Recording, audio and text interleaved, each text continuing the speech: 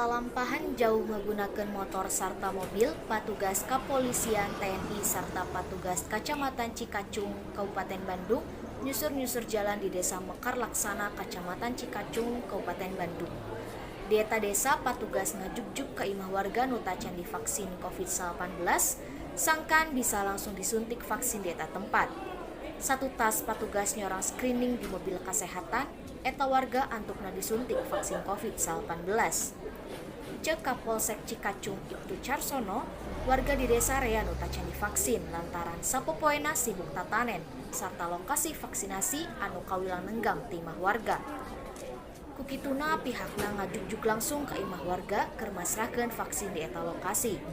Samemeh prak-prakan vaksinasi dipajuk, pemerintah Kecamatan Cikacung ngadata desa mana wae anu tacan nampak program vaksinasi.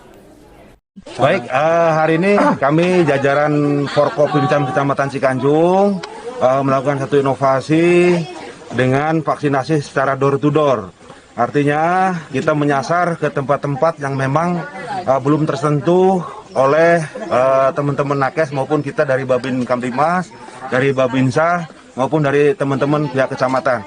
Tentunya dengan kita sasar ke lokasi-lokasi yang belum tersentuh di daerah pegunungan yang memang masyarakatnya masih bekerja di kebun.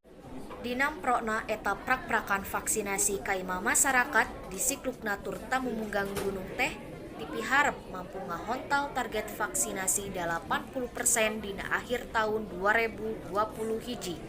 Sevia Herlina, Bandung.